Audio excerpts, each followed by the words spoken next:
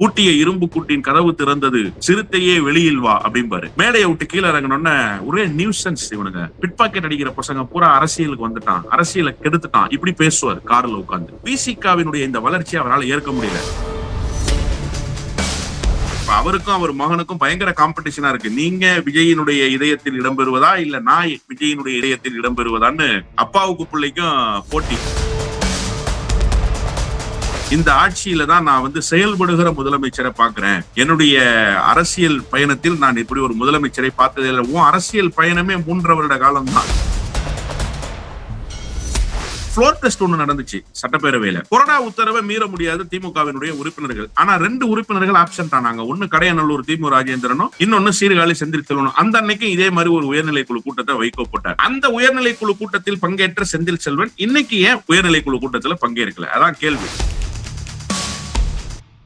2 பேரும் உதயசூரியன் சிம்பிள்ல போட்டிட்டவங்க. அது திமுகவினுடைய சிம்பிள். இப்ப சட்டம் திமுகவுக்கு ஃபேவரா தான் இருக்கு. திமுக இந்த விஷயத்துல கொஞ்சம் கராரா ஆக்ஷன் எடுத்துட்டாங்கன்னா 2 பேரும் சிக்கிடுவாங்க அப்படின்னு தான் நான் புரிஞ்சுக்கிறேன். வைகோவுக்கு நல்லா தெரியும் கடையநல்லூர்ல ராஜினாமா பண்ணா திரும்ப ஜெயிக்க முடியாது அப்படின்றது. ஆனா வைகோ பையன் ரொம்ப ஸ்ட்ராங்கா ராஜினாமா பண்ணிடணும்னு நினைக்கிறாரு. அதுல 2 லாபம் இருக்கு அவருக்கு. ஒண்ணு, கடையநல்லூர்ல ராஜேந்திரனை காலி பண்ணணும். ராஜேந்திரன் அவருக்கு பிடிக்காது. இன்னொன்னு,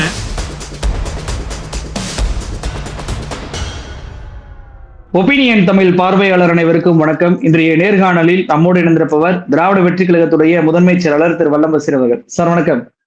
வணக்கம். மதிமுகவுடைய உயர்நிலை கூட்டம் என்பது கூடியிருக்கிறது. வைகோ, துரை வைகோ போன்றவர்கள் எல்லாம் கலந்து கொண்டு அதுல யாருடன் கூட்டணி அப்படின்றத விவாதிச்சுட்டு வர்றாங்க. இந்த சூழல்ல அந்த கூட்டத்துல மதிமுகவுடைய சீர்காழி எம்எல்ஏ செந்தில் செல்வன் அவர்கள் கலந்து கொள்ளவே இல்லை. இது குறித்து அவர் ஒரு விளக்கத்தையும் கொடுத்திருப்பதாக செய்திகள்ல வருது. நான் மதிமுகவிலிருந்து விலகி திமுகவுல உறுப்பினராக மாறிட்டேன், நான் திமுகவுடைய எம்எல்ஏ தான் அப்படின்னு சொல்லியிருக்கிறார். 2 எம்எல்ஏக்கள் தான், அதுல ஒரு எம்எல்ஏ இப்ப திமுக கூட இருக்கேன் அப்படின்னு சொல்லியிருக்கிறார். இப்போ இன்னொரு எம்எல்ஏ கடையநல்லூர் எம்எல்ஏ, அவருடைய நிலைப்பாடு என்னவாக இருக்கிறது? இந்த கூட்டத்துல என்ன பேசினாங்க, நீங்க எப்படி பாக்குறீங்க? உயர்நிலை குழு கூட்டம் என்பது ஒரு சம்பிரதாயமான கூட்டம் தான். நாளைக்கு பொதுக்குழு கூட்டம், அதுவும் ஒரு சம்பிரதாயம் தான். மகனும் தந்தையும் வீட்டில் உட்கார்ந்து பேசி திமுக கூட்டணியிலிருந்து வெளியேறுவது என்று ஏறக்குறைய தேர்தல் முடிவு அறிவிக்கப்பட்ட நாளிலேயே இந்த முடிவு எடுக்கப்பட்டு விட்டது. திராவிட முன்னேற்ற கழகத்திலிருந்து அவர்கள் விலக முடியாமல் நின்றதற்கு 2 பிரதான காரணங்கள் உண்டு. ஒன்று, எங்களை திராவிட முன்னேற்ற கழகம் அங்கீகரித்து விடக்கூடாது, நாங்கள் எந்த தொகுதியையும் பெற்றுவிடக் கூடாது என்கிற ஒரு நோக்கம். 2வது நோக்கம், திமுகவை தவிர வேறு ஒரு கட்சி தமிழ்நாட்டில் ஆட்சி அமைக்க முடியாது என்கிற சூழல் தேர்தல் முடிவு அறிவிப்பதற்கு முன்பாக இருந்தது. எனவே இந்த நேரத்தில் நாம் திமுகவில் இருந்து வெளியேறினால், கூட்டணியில் இருந்து வெளியேறினால், நாளை திமுக கூட்டணி அதிகாரத்துக்கு வரும், திமுக அதிகாரத்துக்கு வரும், வருகிற போது நம்மால் எதையுமே செய்ய முடியாமல் போய் விடுமே என்கிற அந்த கவலைப்பாடு. காரணம் என்ன அப்படின்னு கேட்டீங்கன்னா, மதுரை ஹைகோர்ட்ல பிளீடர்ல இருந்து அசிஸ்டன்ட் பப்ளிக் ப்ராசிக்யூட்டர் பல கோர்ட்ல, அரசு வழக்கறிஞர்கள், போக்குவரத்து துறை சார்ந்த வழக்கறிஞர்கள், மின்சாரத்துறைக்கு வழக்கறிஞர்கள், இப்படி பல போஸ்டிங்க வைகோ தன்னுடைய கட்சிக்காரர்களுக்கு திமுக ஆட்சியில வாங்கி கொடுத்திருக்காரு. நிறைய டிரான்ஸ்பர்ஸ் அமைச்சரை பிரஷர் பண்ணி வாங்கியிருக்காரு. கால்நடைத்துறையில, போக்குவரத்து துறையில, மின்சாரத்துறையில, வருவாய்த்துறையில, அதே போல ரொம்ப முக்கியமா ஆயத்தீர்வைத்துறையில எல்லாம் நிறைய அதிகாரிகள் டிரான்ஸ்பர் எல்லாம் வாங்கியிருக்காரு. அப்போ இந்த மாதிரியான ஒரு பயனை நாம் திமுக கூட்டணியில் அங்கம் வகித்தால் மட்டும்தான் பெற முடியும் என்கிறது ஒரு பிரதான நோக்கம். மிக முக்கியமான நோக்கமே நாங்க அங்கீகரிக்கப்பட்டு விடக்கூடாது என்பதுதான். மதுராந்தகத்திலோ எக்மோரிலோ எங்க தலைவர் போட்டியிட்டுருவாரு, அப்படி ஒரு வாய்ப்பை எங்களுக்கு உருவாக்கி விடக்கூடாது என்கிற காரணத்தால் அந்த கூட்டணியில அவர்கள் தொடர்ந்தார்கள். இப்போது திமுக ஆட்சி அமைக்கவே இல்லை. திமுக ஆட்சி அமைக்கவில்லை என்று சொன்னவுடன் அவர்களுக்கு வசதியாக ஒரு வாய்ப்பு கிடைத்து விட்டது. விஜய் புதிய எழுச்சி பெறுகிறார் என்றவுடன் விஜய்க்கு லாவணி பாடுகிற வேலையை, விஜயை பராக் ஒபாமா அளவுக்கு ஒப்பிட்டு பேசுகிற ஒரு நிலைக்கு தள்ளப்பட்டு விட்டார். அதை விட அவர் மகன், இப்ப அவருக்கும் அவர் மகனுக்கும் பயங்கர காம்படிஷனா இருக்கு. நீங்க விஜயினுடைய இதயத்தில் இடம்பெறுவதா இல்ல நான் விஜயினுடைய இதயத்தில் இடம்பெறுவதான்னு அப்பாவுக்கு பிள்ளைக்கும் போட்டி. இந்த வடிவேலு ஒரு படத்துல சொல்லுவார், இப்படியே பேசிக்கிட்டு இருந்தா இப்படியே அடிச்சு காட்டு அப்படின்னு. அந்த மாதிரி 2 பேரும் அடித்து காட்டி கொண்டிருக்காங்க. நேற்றைக்கு வைகோவினுடைய மகன் சொல்றாரு, இந்த ஆட்சியில தான் நான் செயல்படுகிற முதலமைச்சரை பாக்குறேன். என்னுடைய அரசியல் பயணத்தில் நான் இப்படி ஒரு முதலமைச்சரை பார்த்ததே இல்லை. உன் அரசியல் பயணமே 3 வருட காலம் தான். என்னமோ 35 ஆண்டு கால அரசியல் பயணம் மாதிரி. நீ அரசியலுக்கு முழு நேரமாக 2022 தான் வந்த. 2026, 2022 லாஸ்ட்ல தான் வந்த அரசியல் கட்சியினுடைய பிரதிநிதியாகவே. அப்போ ஒரு லாவணி பாடுகிற அளவுக்கு ஒரு சூழல் வந்துருச்சு அப்படின்னு சொன்னாலே ஏற்கனவே முடிவெடுத்து விட்டார்கள் என்றுதான் பொருள். விஜய வந்து காரமும் இருக்கிறது, கரிசனமும் இருக்கிறது, இப்படி எல்லாம் ஒரு பக்கம் வைகோ புகழ்ந்து கொண்டே போகிறார். இன்றைய கூட்டத்தில் பிரதானமாக இப்போது பேசுபொருளாகி இருப்பது செந்தில் செல்வன் அவர்கள் பங்கேற்காம போனதுதான். 2 பேருமே திமுக எம்எல்ஏ தான் சார். இத வந்து நான் சொல்றதை விட வைகோ மகனே ஒரு பத்திரிகையாளர் சந்திப்புல சொன்னாரு. அவங்க 2 பேரும் ரிசைன் பண்ணியாச்சு கட்சியில, திமுக உறுப்பினர்கிட்ட வாங்கி திமுக சேர்ந்தாச்சுன்னு. ஆனா இதுல என்ன ரொம்ப முக்கியமா பார்க்கப்படணும்னா, புளோர் டெஸ்ட் ஒண்ணு நடந்துச்சு சட்டப்பேரவையில. அந்த புளோர் டெஸ்ட்ல கொறடா உத்தரவை மீற முடியாது திமுகவினுடைய உறுப்பினர்கள். ஆனா 2 உறுப்பினர்கள் ஆப்சென்ட் ஆனாங்க. ஒன்னு கடையநல்லூர் திமு ராஜேந்திரனும், இன்னொன்னு சீர்காழி செந்தில் செல்வனும். அந்த அன்னைக்கு இதே மாதிரி ஒரு உயர்நிலை குழு கூட்டத்தை வைகோ போட்டார். அந்த உயர்நிலை குழு கூட்டத்தில் பங்கேற்ற செந்தில் செல்வன் இன்னைக்கு ஏன் உயர்நிலை குழு கூட்டத்துல பங்கேற்கல? அதான் கேள்வி. அன்னைக்கும் அவர் திமுக உறுப்பினர் தான். இன்னும் சொல்ல போனா அன்னைக்கு புளோர் டெஸ்ட் நடந்துச்சு. இப்ப டெஸ்ட் கூட இல்ல. அன்னைக்கு புளோர் டெஸ்ட் நடக்கும்போது கொறடா உத்தரவை நீங்க மீற முடியாது. ஆனா நீங்க அவைக்கு வராம ஆப்சென்ட் ஆனீங்க. அன்னைக்கும் உயர்நிலை குழு கூட்டத்துல தான் இருந்தீங்க. இன்னைக்கு உயர்நிலை குழு கூட்டம் நடக்குது, ஆனா கலந்துக்கல அப்படின்னா செந்தில் செல்வன் பின்வாங்கி விட்டார். வைகோவுக்கும் வைகோவினுடைய மகனுக்கும் இருக்கக்கூடிய அந்த நிலைப்பாட்டில் செந்தில் செல்வனுக்கு உடன்பாடு இல்லை. இந்த நிலைப்பாட்டை செந்தில் செல்வன் ஆதரிக்கல அப்படின்னு தான் நான் வந்து புரிஞ்சுக்கிறேன். அதுதான் அவருடைய சமிக்கைகள் சொல்கின்றன. ஏன்னா அவரும் ஒரு வழக்கறிஞர். வைகோவுக்கு தெரிஞ்ச சட்டம் அவருக்கு தெரியாதா? அதனால இன்னைக்கு ரொம்ப டீசென்டா அவரு சொல்லிட்டாருன்னு நான் பாக்குறேன். ஆனா திமு ராஜேந்திரனுடைய மனநிலை அப்படி அல்ல. திமு ராஜேந்திரன் ஒரு கமர்ஷியல் பேர்வழி. அதனால அவர் என்ன நினைப்பாருன்னா, ஆளுங்கட்சியினுடைய ஆதரவில் நாம சட்டமன்ற உறுப்பினராக தொடரலாம் அப்படின்னு அவர் நினைக்கலாம். அதுக்கு வைகோ சில காரண காரியங்களை சொல்லுவாரு. இப்படி எல்லாம் போனா இந்த மாதிரி எல்லாம் பெனிஃபிட்ஸ். ஏன்னா அவர் வைகோவோட பிஏவா இருந்தவர், வைகோவோட பர்சனல் அசிஸ்டன்ட் தான் அவரு. அதனால அவருக்கு நிறைய அந்த கல்லாக்கற்ற யுக்திகள் வைகோவுக்கும் அவருக்கும் நல்லா தெரியும்ன்றதுனால இந்த ஆளுங்கட்சியினுடைய ஆதரவில் தொடரலாம் அப்படின்னு அவரு நினைக்க கூடும் என்றே தான் நான் நினைக்கிறேன். ஆனா இந்த கூட்டமும் சரி, நாளை நடைபெறுகிற கூட்டமும் சரி, ஒரு சம்பிரதாயத்துக்காக நடைபெறுகிற கூட்டம் தான். முடிவு ஏற்கனவே எடுக்கப்பட்டு விட்டாச்சு. திமுக கூட்டணியில் அங்கம் வகிப்பது. இனிமே திமுக கூட்டணியில் அங்கம் வகிக்கவும் முடியாது. ஏன்னா இவ்வளவு தூரம் வந்ததற்கு பிறகு நீங்க எப்படி திமுக கூட்டணியில தொடர முடியும்? விஜயை வானலாவ புகழ்வதும், இது வரைக்கும் ஒரு செயல்படுகிற முதலமைச்சரை நான் பார்க்கவே இல்லை, இப்பதான் ஒரு முதலமைச்சர் செயல்படுறாருன்னு ஒரு பையன் சொல்றதும், இந்த நடவடிக்கை எல்லாம் எதை உணர்த்துது அப்படின்னு சொன்னா, நிச்சயமாக இவர்கள் திமுக கூட்டணியிலிருந்து வெளியேறி விட்டார்கள். நாளை முடிவை அறிவிக்கிறாங்க. ஒரு தேதி குறிச்சு முடிவு அறிவிக்கிறாங்க. அவ்வளவுதான். அது என்னமோ வைகோ எப்பவுமே என்ன பண்ணுவாருன்னா, 6 மாசத்துக்கு முன்னாடி ஒரு முடிவு எடுப்பார் சார். முடிவு எடுத்துட்டு கட்சியினுடைய பொதுக்குழுவை கூட்டி தான் நான் முடிவெடுக்கிறேன்றது மாதிரியான ஒரு தோரணையை உருவாக்குறதுக்கு முயற்சிப்பார். தேர்தலை புறக்கணிக்கிறதுன்னு முடிவு பண்ணிட்டாரு. முடிவு பண்ணிட்டு தான் மாவட்ட செயலாளர் கூட்டத்தையே கூட்டினாரு. அதே மாதிரி பாஜக கூட்டணியில் இணைவதுன்னு முடிவெடுத்து 6 மாசத்துக்கு முன்னாடியே மோடி எல்லாம் போய் பார்த்து செட்டிங் எல்லாம் போட்டு வந்துட்டாரு. போட்டு வந்துட்டு தான் இங்க வந்து வானகரத்துல பொதுக்குழுவை கூட்டினார். அந்த மாதிரி ஒரு முடிவை எடுத்து விட்டு தான் பொதுக்குழுவை கூட்டுகிறார். திமுக கூட்டணியில் அங்கம் வகிக்க போவதில்லை என்கிற முடிவை நாளைக்கு அறிவிப்பார்கள் என்றுதான் நான் எதிர்பார்க்கிறேன். இப்போ ஒரு எம்எல்ஏ திமுக சைடு, ஒரு எம்எல்ஏ மதிமுக சைடு, சட்ட ரீதியாக யாருக்கு பிரச்சனை வரும்னு சொல்லி பார்ப்பது? திமுக பக்கம் போன மதிமுக எம்எல்ஏ இருந்து கொண்டு திமுக பக்கம் போவது என்பதை மதிமுக கட்சியினர் எப்படி பார்ப்பாங்க? அவருக்கு சட்ட ரீதியாக பிரச்சனை வருமா? அல்லது மதிமுகவில் இப்ப திமுகவுடைய சின்னத்தில் நின்று போட்டியிட்டு இருக்கிறார், அவர் எம்எல்ஏவா இருக்கிறார், தாவேகா கூட்டணிக்கு போனாங்க அப்படின்னா அவருடைய எம்எல்ஏ பதவியை பறிப்பதற்கான வேலையில் திமுக ஈடுபடுமா அப்படின்ற கேள்வி வருதுல்ல. இந்த 2 எம்எல்ஏக்களுடைய பதவிகளுக்கு யாருக்கு ஆபத்து இருக்கும்? ஒருவேளை அவர் ராஜினாமா பண்ணிட்டு போய் இடைவாரா, இல்ல அப்படியே தொடருவாரா? ராஜினாமா பண்ணால் கடையநல்லூரில் மீண்டும் மதிமுகவில் அந்த எம்எல்ஏக்கே போட்டியிட வாய்ப்பு கிடைக்குமா, இல்ல வைகோ அவர்களே போட்டியிடுவது அமைச்சராவதற்கான வாய்ப்பு இருக்கா? நீங்க எப்படி பாக்குறீங்க? பொதுவாக சட்டம் என்பது எந்த கட்சியின் சார்பில் நீங்கள் போட்டியிட்டீர்களோ அந்த கட்சிக்கு தான் சாதகமா இருக்கும். நீங்க திமுக சார்பில் போட்டிட்டு இருந்தா திமுகவுக்கு சாதகமா இருக்கும், மதிமுக சார்பில் போட்டிட்டு இருந்தா மதிமுகவுக்கு சாதகமா இருக்கும். அப்கோர்ஸ் இவங்க 2 பேரும் உதயசூரியன் சிம்பிள்ல போட்டிட்டவங்க. அது திமுகவினுடைய சிம்பிள். இப்ப சட்டம் திமுகவுக்கு ஃபேவரா தான் இருக்கு. நீங்க புளோர் டெஸ்ட்டுக்கு அவங்க 2 பேரும் வராம போன போதே திமுக நடவடிக்கை எடுத்திருக்கணும். ஏன் திமுக நடவடிக்கை எடுக்கல? திமுக எதற்காக அந்த கரிசனத்தை காட்டினார்கள்? சார், கொறடாவினுடைய உத்தரவு சார் ரொம்ப முக்கியமான முடிவு. அது தமிழ்நாட்டினுடைய ஆட்சி அதிகாரத்தை யார் கொண்டு செலுத்துவது என்கிற தீர்மானம். அதுல நம்பிக்கை வாக்கெடுப்பு நடக்குது. அந்த நம்பிக்கை வாக்கெடுப்புல நீங்க எதிர்த்து வாக்களிக்கணும்னு முடிவு செய்ததற்கு பிறகு அவைக்கு வராம போனதற்கான உரிய விளக்கத்தை 2 பேரும் கொடுத்தாங்களா? கேட்டாங்களா கொறடா? ஏன் கேட்கல? அப்போ திமுக இந்த இடத்துல கூட விஜய்க்கு தொடக்கத்தில் இருந்து ஒரு கரிசனத்தை காட்டினது, கூட்டணி கட்சிகள் விஷயத்துல ஒரு மென்மையான போக்க கடைபிடிக்கிறது, இது திமுகவுக்கு ஒரு பின்னடைவுன்ற. திமுக ஒரு பாரம்பரியமிக்க இயக்கம், திமுக பலமான கட்சி. அந்த கட்சி துணிஞ்சு முடிவெடுக்க வேண்டியதானே? நேற்று கூட அண்ணா ஆராசார் ரொம்ப தெளிவா சொன்னாரு, கூட்டணி இல்லைன்னு முடிவெடுங்க. ஏன் என்ன கெட்டு போச்சு இப்போ? அதனால என்ன திமுக குறைஞ்சிட போகுது? திமுக பார்க்காத தோல்வியா? அதனால திமுக இந்த விஷயத்துல கொஞ்சம் கரார ஆக்ஷன் எடுத்துட்டாங்கன்னா 2 பேரும் சிக்கிடுவாங்க அப்படின்னு தான் நான் புரிஞ்சுக்கிறேன். சட்டம் அப்படிதான் இருக்கு. ஏன்னா அந்த கட்சித்தாவல் தடை சட்டம்ன்றது ரொம்ப ஸ்ட்ராங்கான ஹோல்டு சார். அது நீங்க ஒரு திருமண வீடுகள்ல பார்த்து பேசிய சந்தேகம் கட்சி தலைவருக்கு வந்தாலே அந்த கட்சி தலைவர் உங்க மேல் நடவடிக்கை எடுக்க முடியும் பிரதிநிதித்துவ சட்டத்தின் அடிப்படையில. அதனால அந்த சட்டம் வந்து ரொம்ப ஸ்ட்ராங்கா இருக்கு. நீங்க ஒரு கட்சியினுடைய உயர்நிலை குழு கூட்டத்துல போய் பங்கேற்றிருக்கீங்க. இன்னைக்கு திமு ராஜேந்திரனுடைய பதவியை பறிக்க முடியும் திமுக நினைச்சா. எந்த அடிப்படையில அவர் மதிமுக கொடி கட்டின கார்ல போறாரு? எந்த அடிப்படையில மதிமுக கரை போட்ட வேட்டியே கட்டியிருக்காரு? எந்த அடிப்படையில மதிமுக உயர்நிலை குழு கூட்டத்துல அவர் பங்கேற்கிறாரு? அவருக்கு முகாந்திரமே கிடையாது. அவர் திமுக உறுப்பினர். திமுக உறுப்பினர் போய் பங்கேற்க முடியுமா? திமுகவினுடைய சட்டமன்ற உறுப்பினர் போய் அங்க பங்கேற்க முடியுமா? அண்ணன் சேகர் பாபு போய் பங்கேற்பாரா மதிமுகவினுடைய கூட்டத்துல? அனுமதிப்பீங்களா நீங்க? அப்படி ஒரு வாய்ப்பு இருக்கா? இல்ல. அண்ணன் KN நேரு அனுமதிப்பீங்களா? அப்ப இவரை எப்படி நீங்க அனுமதிக்கிறீங்க? அப்ப சட்டப்படி அனுமதிக்க முடியாது. சட்டம் திமுகவுக்கு ஃபேவரா தான் இருக்கு. காரணம் இவங்க திமுக சிம்பல்ல போட்டிட்டு இருக்காங்க. ஆனா திமுக ஒரு மென்மையான போக்க கடைபிடிக்குது இல்ல, ஒரு ஜனநாயக தன்மைய கையில் எடுக்குது இல்ல, அது வந்து இவங்களுக்கு ரொம்ப வசதியா போகுது. திமுக வந்து அதிமுகவுடைய ஜெயலலிதா ஃபார்மெட் மாதிரி எடுத்துட்டாங்கன்னு வச்சுக்கோங்க, சிக்கல் வந்துடும். ஒண்ணு இல்ல, இப்ப எடப்பாடி 25 பேர் மேல நடவடிக்கை எடுத்தார் இல்லையா, அந்த மாதிரி நடவடிக்கை எடுத்துட்டா திமு ராஜேந்திரனுடைய பதவி காலி ஆயிடும், ஆட்டோமேட்டிக்கா அங்க தேர்தல் வந்துடும். ஆனா இப்ப வைகோவினுடைய ஸ்டாண்ட் என்னவாக இருக்கு அப்படின்னா, திமுக இந்த மாதிரி ஒரு ஜனநாயக தன்மையோடு நடந்து கொள்ளும் அப்படிங்கிறதுனால நாம வந்து எவ்வளவு காலம் தள்ள முடியுமோ அவ்வளவு காலம் திமு ராஜேந்திரனை திமுக உறுப்பினராகவே தள்ளுவோம் அப்படின்னு அவர் நினைக்கிறாரு.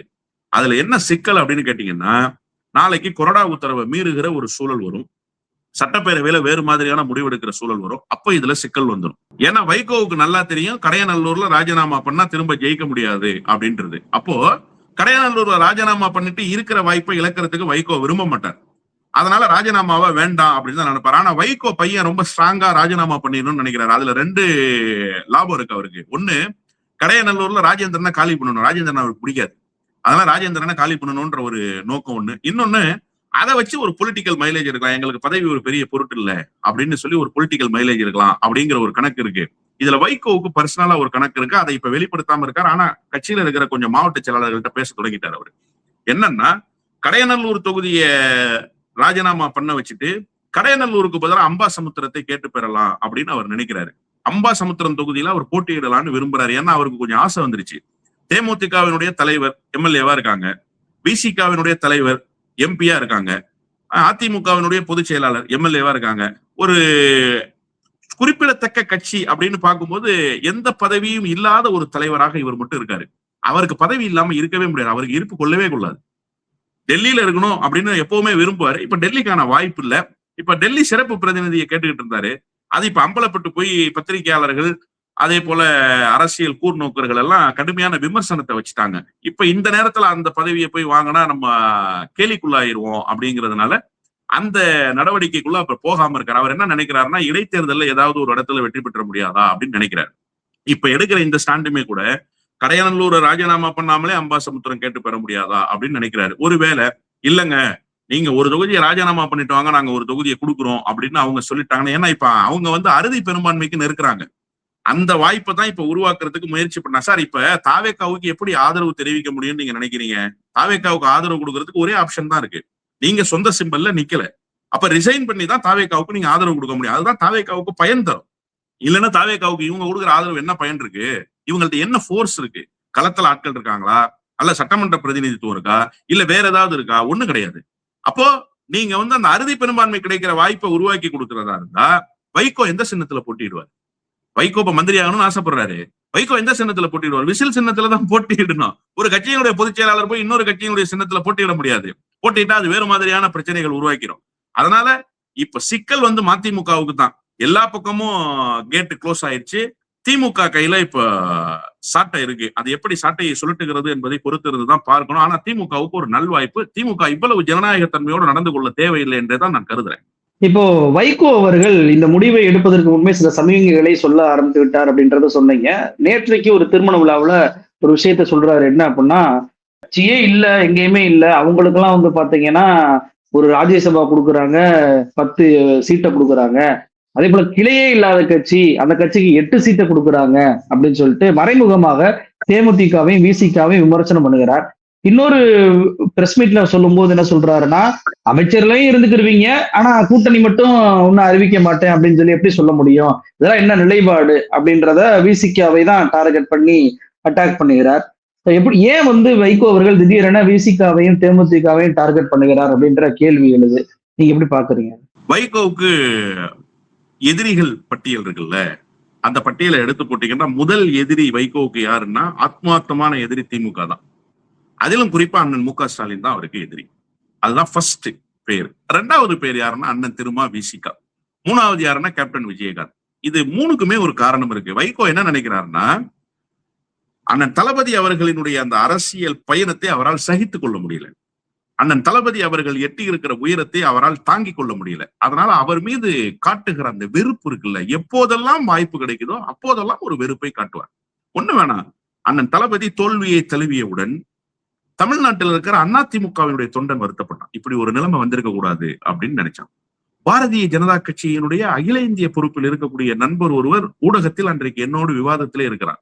அவர் ஊடகத்திலேயே சொன்னார், இப்படி ஒரு முடிவை திமுக எதிர்கொண்டிருக்க கூடாது அப்படின்னு சொன்னாரு. எனக்கெல்லாம் அன்னைக்கு என்ன பேசுவது ஊடக விவாதத்திலேன்னு தெரியல. நான் ஒரு லைவ்ல இருக்கேன், ஒரு பிரதான தொலைக்காட்சியில என்ன பேசுறதுன்னே தெரியல. அந்த அளவுக்கு ஒரு இறுக்கமான மனநிலை தமிழ்நாடு முழுவதும் கப்பி இருக்கு. எதிர் மனநிலையில் இருப்பவர்கள் கூட அதிமுக திமுக வெற்றி பெறணும்னு நினைக்குமா, பாஜக திமுக ஆட்சி அதிகாரத்துக்கு வரணும்னு நினைக்குமா, அவர்கள் கூட வருத்தப்படுகிறார்கள். ஆனால் வைகோ VS பாபு அழைத்து வாழ்த்து சொல்ற எப்படி இருக்குது? இந்த மாதிரியான ஒரு குரூர மனநிலை எதன் பொருட்டு இருக்குன்னா, அண்ணன் மு க ஸ்டாலின் மீது இருக்கக்கூடிய அபரிவிதமான வெறுப்பு. அதே வெறுப்பு தான் அண்ணன் திருமா மீதும். அண்ணன் திருமாவை எப்போதெல்லாம் டேமேஜ் பண்றதுக்கான வாய்ப்பு கிடைக்குமோ அப்போதெல்லாம் அவர் வந்து டேமேஜ் பண்ணிடுறார். ஒண்ணு இல்ல, 2006 அதிமுக கூட்டணி, அப்ப நாங்கெல்லாம் மதிமுகல இருக்கோம். விசிகாவும் அந்த கூட்டணியில இருக்கு. சசிகலா நடராஜன் மூலமாக தேர்தல் செலவுக்கு கொஞ்சம் பணம் தேவைப்படுது அப்படின்னு சொல்லி வைகோ பணம் வாங்குறாரு. வைகோ பணம் வாங்கியது உண்மை, அதை வைகோவே ஒப்பு கொண்டிருக்கிறார்.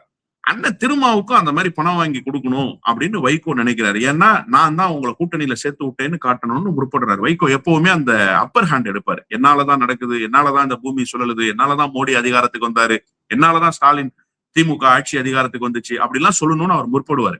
அப்போ அந்த பணத்தை வாங்கி கொடுக்குறாரு சசிகலா நடராஜன் இருந்து. வாங்கி கொடுத்த பணத்தை ஒரு 10 வருஷம் கழிச்சு சொல்லி காட்ட வேண்டிய அவசியம் என்ன இருக்கு? அதை சொல்லி காட்டிட்டாரு ஒரு பத்திரிகையாளர் சந்திப்புல, நான் தான் பணம் வாங்கி கொடுத்தேன் அப்படின்னு. அண்ணன் திரும்ப ரொம்ப வருத்தப்பட்டு போனார். நடந்தது உண்மைதான்னு சொன்னார். நடந்தது உண்மைதான், இன்னைக்கு எல்லாருக்கும் பணம் கொடுத்தாங்க தேர்தலினுடைய அடிப்படை செலவுக்கு, பெரிய கட்சி, அதனால எங்களுக்கும் பணம் கொடுத்தாங்க, அண்ணன் வைகோ மூலமா தான் அந்த பணம் வந்துச்சு அப்படின்னு சொன்னார். அது அவருடைய நேர்மை. ஆனா பாருங்க, ஒரு வாய்ப்பு கிடைச்சோன்னா காயப்படுத்துற வேலை செய்றார். அவரால் வந்து விடுதலை சிறுத்தைகள் கட்சியையும் விடுதலை சிறுத்தைகள் கட்சியினுடைய வளர்ச்சியும் ஏற்கவே முடியாது. மக்கள் நல கூட்டணியில மேடையில பேசுவாரு, பூட்டிய இரும்பு கூட்டின் கதவு திறந்தது, சிறுத்தையே வெளியில் வா அப்படிம்பாரு. மேடையை விட்டு கீழே இறங்கணும்னா ஒரே நியூசன்ஸ், இவனுங்க தொல்லை தாங்க முடியல, சரியான ஃப்ராடு பேர் வழிகள் இவங்க பூரா, பிட் பாக்கெட் அடிக்கிற பசங்க பூரா அரசியலுக்கு வந்துட்டான், அரசியலை கெடுத்துட்டான், இப்படி பேசுவார் கார்ல உட்கார்ந்து. எங்களோடு உரையாடுகிற போது இப்படி உரையாடுவார். அந்த மாதிரியான ஒரு மனநிலையை வெளிப்படுத்துவார். அதனால அவரு விசிகாவினுடைய இந்த வளர்ச்சியை அவரால் ஏற்க முடியல. 2 MP வந்துட்டாங்க, கூட்டணியில 8 சீட்டு வாங்கிட்டாரு. 8 சீட்டு வாங்கி இந்த கூட்டணியில 3வது பெரிய கட்சி அப்படிங்கிற ஒரு இடத்துக்கு வந்துட்டாரு. தொடர்ந்து பயணிக்கிற கட்சி ஆயிட்டாரு.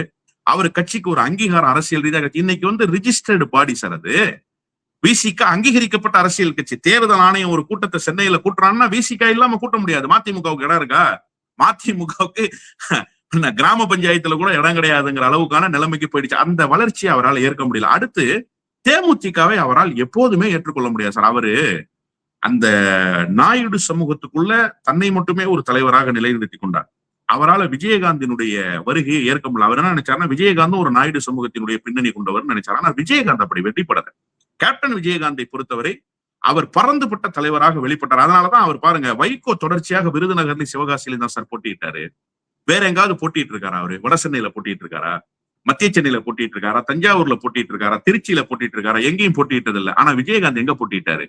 விருதாச்சலத்திலையும் ரிஷிவந்தியத்திலையும் தான் போட்டிட்டார். இப்ப கூட விஜயகாந்த் மனைவி விருதாச்சலம் தொகுதியில தான் போட்டியிட்டாங்க. அப்போ வன்னியர்களும் தாழ்த்தப்பட்ட சமூக மக்களும் இருக்கக்கூடிய பகுதியில் போட்டியிடுகிற தலைவராக தன்னை தகவமைத்துக் கொண்டார் கேப்டன்.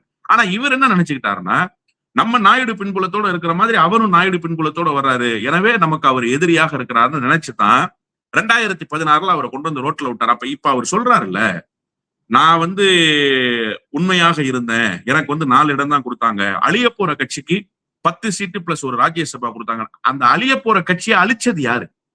அது ரொம்ப முக்கியம் இல்ல. 2006 தனித்து போட்டியிட்டு ஒரு இடத்துல வெற்றி பெறுறாரு விஜயகாந்த். 2011 அதிமுக கூட்டணியில் சிவப்பு கம்பளம் விரிச்சு வரவேற்றாங்க. அதான் ரொம்ப முக்கியம். சிவப்பு கம்பளம் விரிச்சு வரவேற்றாங்க. அந்த அம்மையார் இவ்வளவு இறங்கி போய் யாரிடத்திலும் கூட்டணி பேசினதுல கேப்டன் விஜயகாந்த் இடத்துல அப்படி கூட்டணி பேசினாங்க. பேசி அந்த பேச்சுவார்த்தை சுமூகமா போய் கூட்டணிக்கு அவர் வர்றாரு. வந்த உடனே எதிர்கட்சி தலைவர் சார் அவரு.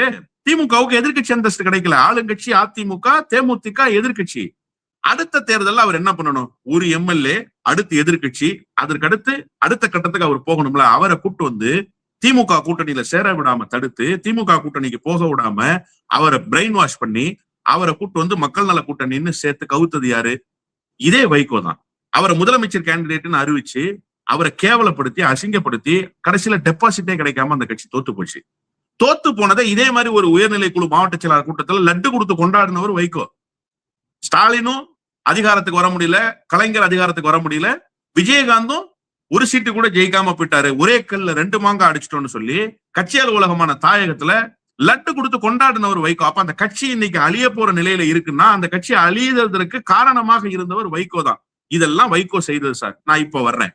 நேற்றைக்கு ஒரு கூட்டம், இந்த மின்சார வாரிய தொழிலாளர்களுக்காக ஏதோ ஒரு கோரிக்கை கூட்டம் வைகோவினுடைய மகன் வெற்றி பெற்றிருக்கிற திருச்சி தொகுதியில 110 பேர் தான் சார் இருக்கான் கூட்டத்துல. நான் உங்களுக்கு போட்டோ அனுப்புறேன், நீங்க பாருங்க, அதை காட்டுங்க. அப்பதான் வந்து ஒப்பீனியன் தமிழ் வாயிலாக மக்கள் பார்ப்பாங்க வைகோவினுடைய மகன் அழைத்தா எத்தனை பேர் வர்றாங்கன்னு. இதே சிதம்பரத்துக்குள்ள அண்ணன் திருமா நாடாளுமன்ற உறுப்பினரா இருக்காரு. அவரை ஒரு ஆர்ப்பாட்டம் பொதுக்கூட்டம்னு அழைக்க சொல்லுவோம். 5000 பேர் வருவாங்க சார். அப்ப அந்த கட்சி பெருசா, இந்த கட்சி பெருசா? அப்ப அந்த கட்சி தானே பெருசு. அததானே திமுக கருத்துல கொள்ளும். இன்னொரு பக்கம் தேமுதிக பத்தி சொல்றாருல, அழிய போற கட்சின்னு. 2024 நாடாளுமன்ற தேர்தல்ல விருதுநகர்ல போட்டியிட வேண்டிய வைகோ மகன் ஏன் திருச்சிக்கு வந்தார்? அண்ணன் திருநாவுக்கரசு கூட கேட்டார், ஏங்க நீங்க நாடறிந்த தலைவருங்க, எங்க வேணுமோ போட்டிடலாம், வழக்கமா விருதுநகர் சிவகாசியில தானே போட்டியிடுவீங்க, நீங்க ஏன் இப்ப இங்க வர்றீங்கன்னு கேட்டாரு. இங்க வந்ததுக்கான காரணம் என்ன தெரியுமா? விஜயகாந்தினுடைய மகன் தம்பி விஜய் பிரபாகர் அங்க போட்டியிடுறாரு. அவரை எதிர்த்து வைகோ மகன் போட்டியிட்டா வெற்றி பெற முடியாதுங்கிறதுனால வைகோ மகன் பின்னங்கால் பிடரியில் அடிக்க திருச்சிக்கு ஓடி வந்தாரு. இதுதான் உண்மை. இப்ப நீங்க அழிந்து போற கட்சியா, அவர் அழிந்து போற கட்சியா? அவங்க அழிந்து போற கட்சின்னா உங்களை பார்த்து அவரு தானே பயந்து போய் விஜய் பிரபாகர் தான், ஐயோ வைகோ பையன் இங்க போட்டியிட போறாரு, நான் இங்க போட்டியிடலங்க, எனக்கு தொகுதி மாத்தி கொடுங்கன்னு கேட்கணும்ல. ஆனா யார் கேட்டது? நீங்க கேட்டீங்க. அப்போ பெரிய கட்சி யாரு? யாரை பார்த்து யார் பயந்தது? இப்ப இன்னைக்கு உட்கார்ந்து மேடையில வசனம் பேசுறீங்க அப்படின்னா நான் இன்னொன்னு சொல்லட்டுமா சார்? வெளிப்படையாக சொல்கிறேன். பல இடங்களுக்கு சென்று பிரச்சாரத்தை திமுக கூட்டணிக்கு ஆதரவாக செய்தவன் என்கிற முறையில் சொல்கிறேன். தேமுதிக எல்லா இடங்களிலும் பலமாக திமுகவை ஆதரித்தது. உளசுத்தியோடு உண்மையாக திமுகவை ஆதரித்தது. ஆனா நீங்க என்ன பண்ணீங்க? பிரச்சாரத்துக்கே வேலை செய்ய வரல யாருமே. வைகோ ஏன் எல்லா ஊருக்கும் பிரச்சாரம் போல? முன்னாடி எல்லாம் நாடாளுமன்ற தேர்தலில் 40 தொகுதி போவார்ல, குறைஞ்சபட்சம் 100 தொகுதிக்கு போவார்ல, ஏன் போகல இந்த தடவை? வைகோ மகன் எத்தனை ஊர்ல போய் பிரச்சாரம் பண்ணாரு? தஞ்சாவூருக்கு வந்தாரா பிரச்சாரம் பண்றதுக்கு? எந்த ஊருக்கு வந்தாரு பிரச்சாரம் பண்றதுக்கு? திருச்சி கிழக்குல போய் நாங்க ஓட்டு கேட்டோம், நானும் எங்கள் தலைவரும் போய் ஓட்டு கேட்டோம் இனிகோ இருதயராஜுக்கு. நீங்க எத்தனை வாட்டி வந்தீங்க? ஆனா அன்பில் மகேஷுக்கு திருவரம்பூரில் போய் நாங்க ஓட்டு கேட்டோம், நீங்க எத்தனை வாட்டி வந்தீங்க? லால்குடியில் போய் நாங்க ஓட்டு கேட்டோம், நீங்க எத்தனை வாட்டி வந்தீங்க? அரியலூருக்கு போய் நாங்க ஓட்டு கேட்டோம், நீங்க எத்தனை வாட்டி வந்தீங்க? அப்போ நீங்க எந்த இடத்துல போய் பிரச்சாரம் பண்ணீங்க? தேமுதிக எல்லா இடங்களிலும் பலமாக பிரச்சாரம் செய்தார்கள், பலமாக தேர்தல் பணியாற்றினார்கள். அதனால தேமுதிக அழிய போற கட்சின்லாம் சொல்றதெல்லாம் மனசுக்குள் இருக்கக்கூடிய வன்மத்தை கக்குகிற வேலை, வஞ்சகத்தை வெளிப்படுத்துகிற ஒரு பேச்சை தான் வைகோ பேசி இருக்கிறார். அதில் முழுக்க முழுக்க வன்மம் மட்டுமே நிறைந்திருக்கிறதுன்னு தான் நான் பாக்குறேன். இப்போ ஆட்சி அமைக்க ஆதரவு கொடுத்த கம்யூனிஸ்டுகளா இருக்கட்டும், விசிகாவா இருக்கட்டும், ஐயுஎம்ஆ இருக்கட்டும், காங்கிரஸா இருக்கட்டும், இவங்க வைத்த நிறைய கோரிக்கைகளை விஜய் அரசு ஏற்கவே இல்லை அப்படின்ற குற்றச்சாட்டு என்பது வைக்கப்படுற சூழ்நிலை. ஆட்சி எதிர்க்க எம்எல்ஏக்கள் இருந்தும் கூட, சொந்த கட்சி சின்னத்தில் நின்றும் கூட ஆதரவு எந்த ஒரு கோரிக்கையுமே உங்களுக்கு விஜய் நிறைவேற்றி தரவில்லை எனும் போது, வைகோ அவர்களுடைய எம்எல்ஏக்கள் இல்லாம 2 பேரையும் ராஜினாமா பண்றாங்க, இல்ல ஒருத்தர் மட்டும் ராஜினாமா பண்றாரு, ஒருத்தர் திமுக தொடர்ந்துறாரு அப்படின்னா விஜய் எப்படி வைகோவை நடத்துவார், டீல் செய்வார் அப்படின்ற கேள்வி இருக்குல்ல. எம்எல்ஏவே இல்லாத ஒரு கட்சி நமக்கு ஆதரவளிக்க வருது அப்படின்றப்போ வைகோவுக்கு இன்னும் கூடுதல் டேமேஜ் ஆயிராதா அது மற்ற கட்சிகளை காட்டிலும்? அதாவது மற்ற கட்சிகளுக்கு, மற்ற கட்சியினுடைய தலைவர்களுக்கு சுயமரியாதை உணர்வு ரொம்ப அதிகம், மான உணர்வு ரொம்ப அதிகம். கம்யூனிஸ்டுகளால் ஒரு கட்டத்துக்கு மேல கீழே இறங்கி போக முடியாது. ஆனா வைகோ அப்படி இல்லை, தர லோக்கலா இறங்கி ஆடுவாப்ல. நல்லா அந்த குத்து டான்ஸ்னா செம்மையா இறங்கி குத்துறாப்ல அப்படிம்பாங்கல்ல, அந்த மாதிரி இறங்குவார். எந்த அளவுக்கு இறங்குவார்னா, விஜய வந்து பராக் ஒபாமாவோடு ஒப்பிட்டு பராக் ஒபாமாவை விட மேலானவர் விஜய் அப்படின்னு பேசுற அளவுக்கு இறங்கிடுவாரு. இப்ப இது வந்து ட்ரெய்லர் தான். மெயின் பிக்சர் அடுத்து எப்படி இறங்கும் அப்படின்னு பாத்தீங்கன்னா, சேக்குவேரா, ஃபிடெல் காஸ்ட்ரோ, அப்புறம் வந்து ஹோசிமின், இப்படிப்பட்ட தலைவர்களோடு விஜயை ஒப்பிட்டோம்னா விஜய்க்கே கொஞ்சம் கில்ட்டி ஃபீலிங் வந்துடும். அடட பரவாயில்லப்பா, நல்லா வாசிக்கிறாரு, கொஞ்சம் ஏதாவது 5-10 கூட சேர்த்து போட்டு விடுங்க அப்படிங்கிற மனநிலைக்கு விஜய வர வச்சிருவாரு. அதனால அவருக்கு வந்து நல்ல அந்த ராமராஜன் ஒரு படத்துல பாட்டு பாடியே மாட்டுட்ட பால் கறப்பாரு இல்லையா, அந்த மாதிரி வித்த வைகோவுக்கு தெரியும்.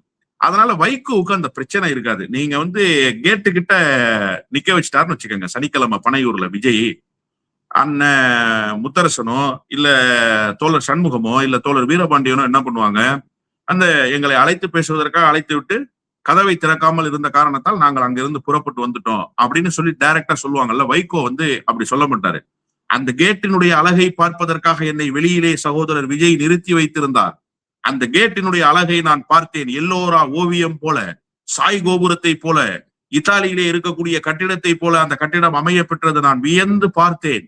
1.5 மணி நேரம் என்னால் எப்படி அந்த நேரம் கழிந்தது என்றே சொல்ல முடியாத அளவுக்கு அந்த கேட் அமைய பெற்றிருக்கிறது. பனையூரை உலகத்துக்கு காட்டியவர் விஜய் தான். அந்த பனையூருக்கு போன போது எனக்கு ஒரு விதமான உணர்வு ஏற்பட்டதே, அது அண்ணாவை நான் சந்தித்த போது ஏற்பட்ட உணர்வு. இப்படி எல்லாம் வந்து பேசிடுவாரு. அதனால அவருக்கு வந்து கூச்ச நாச்சமே கிடையாதுன்றதுனால கொஞ்சம் ஏதாவது சங்கடங்களோ இல்ல விஜயால் அவமதிப்பு வந்தாலோ கூட அதை இந்த மாதிரி நான் சொன்ன மாதிரி கேட்டுக்கு வெளியில நிக்க வச்சுட்டாங்க, நாயை கூட உள்ளார விடுறாங்க, உன்னை உள்ளார விடல அப்படிங்கிற நிலைமை வந்துச்சுன்னா சுயமரியாதை உணர்வுனாடே போடா, என்னடா பெரிய அதிகாரம், என்ன தேவை இருக்கீங்க, அப்படியெல்லாம் ஒன்னும் அவசியம் கிடையாதுப்பா, வாப்பா போலான்னு சொல்லி கிளம்பி வருவோங்களே, அப்படிலாம் வரமாட்டார். நான் சொன்ன மாதிரி வசனத்தை பேசிடுவார். அதனால அவருக்கு எந்த சங்கடமும் வராது. விஜயை எப்படியாவது சரி பண்ணி அவரை தாளாட்டி சீராட்டி பாராட்டி அவரிடமிருந்து என்ன செய்து கொள்ள முடியுமோ அதை செய்து கொள்கிற வித்தை வைகோவுக்கு தெரியும் என்று நான் உறுதியாக நம்புறேன். நிகழ்ச்சியில் கலந்து கொண்டு பல்வேறு தகவல்களை நேற்று பெருமிட்டீங்க. ரொம்ப நன்றி.